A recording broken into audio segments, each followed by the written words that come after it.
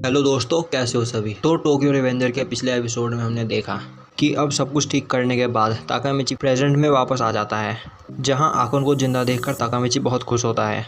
तभी उसे एक अननोन नंबर से कॉल आती है। कॉल पर नाओटो होता है जो बोलता है, ताकामिची आखिरकार तुमने कर ही दिया, अब सब कुछ चेंज हो चुका है, चलो मेरी बहन से मिलने चलते हैं। यह सुनकर ताकामिची बोलता है, हिना जिंदा है। तो एपिसोड 12 स्टार्ट करते हैं एक इंट्रो के बाद।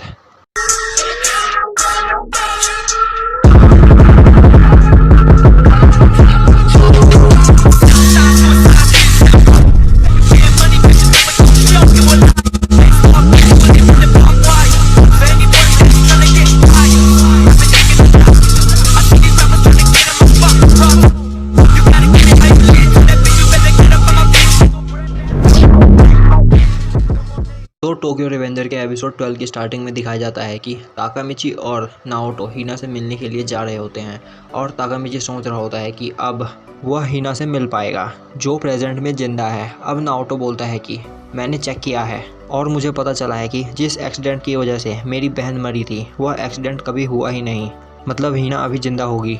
और मुझे लग रहा था तुम यह सब नहीं कर पाओगे। ताकामिची बोलता है, तुम कहना क्या चाहते हो। नाओटो बोलता है, मुझे तुम थोड़ा सा खिसके हुए लगते थे।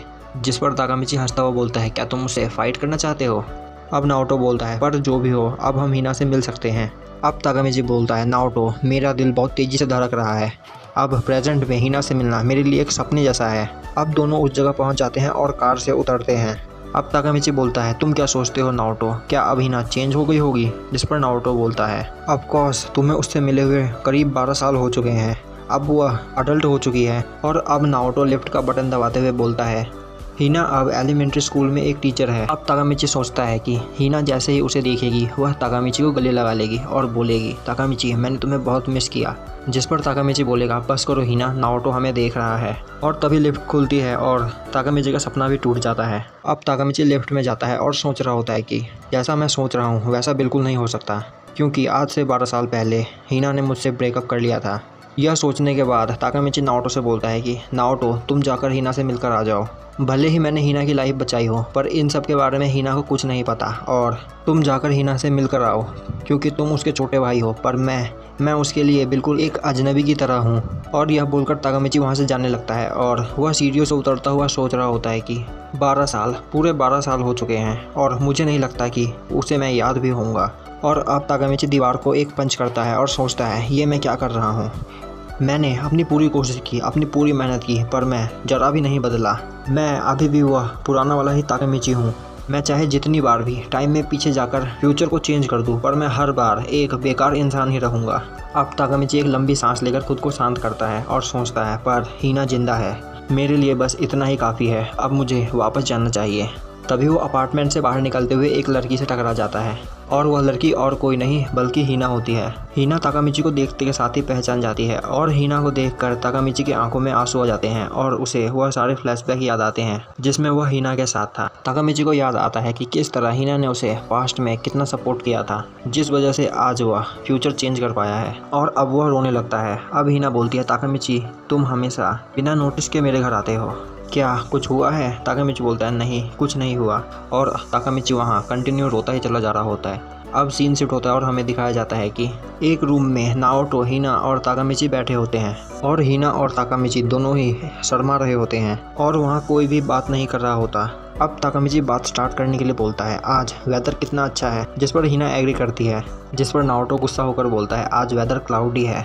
अब नाओटो बोलता है, यह क्या बात हुई, तुम दोनों इतने दिनों बाद मिले हो, तुम्हारे पास बात करने के लिए काफ़ी सारी चीज़ें होनी चाहिए, पर तुम किस बारे में बात कर रहे हो, वेदर के बारे में।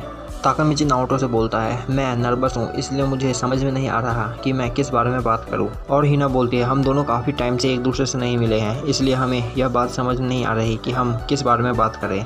यह सब देखकर नाओटो वहाँ से जाने लगता है। तभी ताकामिची उसके पैरों को पकड़ लेता है और बोलता है, अगर तुमने मुझे यहाँ अकेला छोड़ दिया तो मेरी दिल की धड़कन काफ़ी ज़्यादा तेज़ हो जाएगी, जिससे मुझे हार्ट अटैक आ सकता है और मैं मर भी सकता हूँ। और क्या तुम चाहते हो नाओटो कि मैं मर जाऊँ। यह सब देखकर हिना हंस जाती है और बोलती है, ताकामिची अभी तक नहीं बदला। अब नाओटो उन दोनों से ड्राइव पर चलने के लिए पूछता है, जिस पर दोनों एग्री करते हैं और फिर अब तीनों ड्राइव पर जाते हैं। और अब कार के अंदर भी हिना और ताकामिची कुछ बात नहीं कर रहे होते और एक दूसरे को देखकर शर्मा रहे होते हैं। अब ताकामिची की नज़र हिना के नेकलेस पे पड़ती है ये वही नेकलेस है जो ताकामिची ने फ्यूचर में वापस आते वक्त हिना को दिया था। अब नेकलेस देख कर ताकामिची सोचता है, क्या हिना अभी भी मुझे पसंद करती होगी? अगर नहीं तो उसने यह नेकलेस अभी तक संभाल कर क्यों रखा है?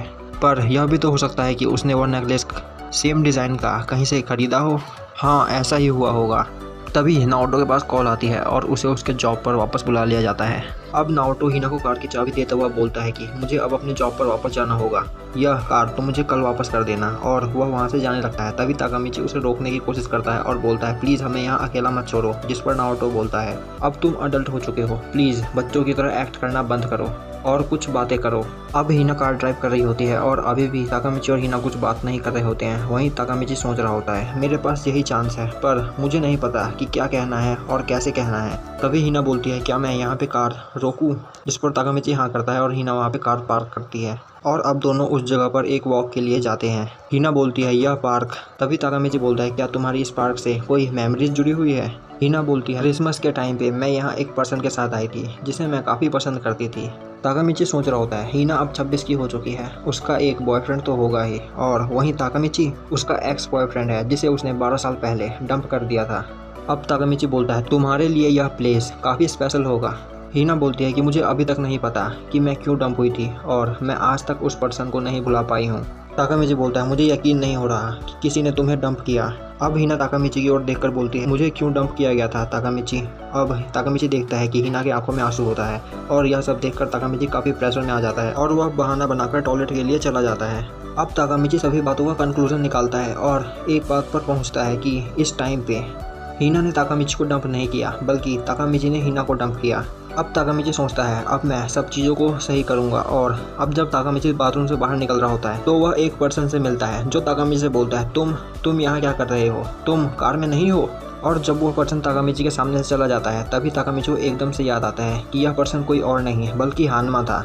और अब हानमा की बात ताकामिची के दिमाग में खटकती है, जिसपे ताकामिची भागते हुए कार की ओर जाने लगता है। अब कार में हमें हिना बैठी दिखाई जाती है जो अपने नेकलेस को देख रही होती है। तभी पीछे से एक कार को काफ़ी तेज़ी से आते हुए दिखाया जाता है और तभी ताकामिची भी वहां पहुंच जाता है और वह हिना को आवाज़ लगाता है, पर पीछे से आ रही कार हिना की कार को टक्कर मार देती है।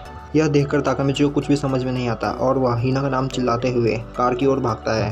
तभी ताकामिची को एक जानी पहचानी आवाज़ सुनाई देती है और जिस कार ने हिना की कार को टक्कर मारा होता है उस कार में कोई और नहीं बल्कि आकुन बैठा होता है। ताकामिची देखता है आकुन कार में पूरी तरह खून से सना होता है और वह बोल रहा होता है, क्यों ताकामिची, तुम कार में मौजूद क्यों नहीं थे?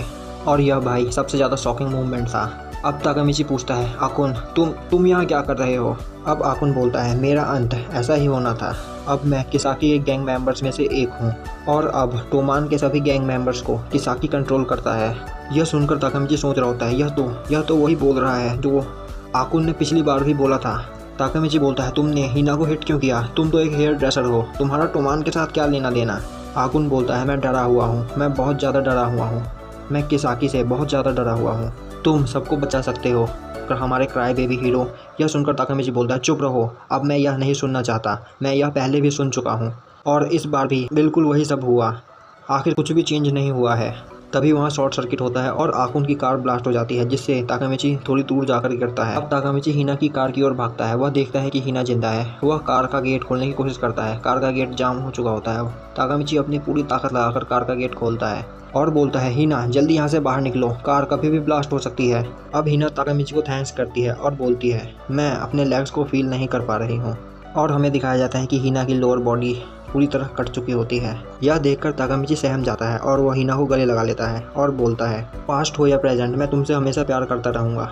अपने लास्ट मोमेंट पे हिना यह सुनकर काफ़ी खुश होती है और अब हिना बोलती है, तुम यहाँ से चले जाओ, जिस पर ताकामिची मना कर देता है और हिना बोलती है, मैं नहीं चाहती कि वह पर्सन मेरे सामने मर जाए जिससे मैं प्यार करती हूँ। और अब हिना ताकामिची को कार से धक्का देकर बाहर फेंक देती है और तभी कार ब्लास्ट हो जाता है और अब ताकामिची गंदी तरह रोता है। और अब ताकामिची उठता है और बोलता है, मैं किसी भी हालत में हिना को बचा कर रहूँगा, चाहे मैं कितनी बार भी फेल हूँ, पर मैं बार बार लगातार कोशिश करता ही रहूँगा और जब तक मैं हिना को बचा ना लूँ तब तक मैं हार नहीं मानूंगा। और अब ताकामिची पूरे जोश में होता है और वह डिसाइड कर लेता है कि वह टोमान का टॉप मेंबर बन के रहेगा और यहीं पे हमारा एपिसोड ख़त्म हो जाता है। तो यार कमेंट करके बताओ कि यह वीडियो आपको कैसी लगी। अगर आपको वीडियो अच्छी लगी हो तो लाइक करें, चैनल पर नए हो तो सब्सक्राइब करें और बेल नोटिफिकेशन को ऑल पे कर दें, जिससे हमारी आगे आने वाली वीडियोस आपसे मिस ना हो। वीडियो अंत तक देखने के लिए धन्यवाद।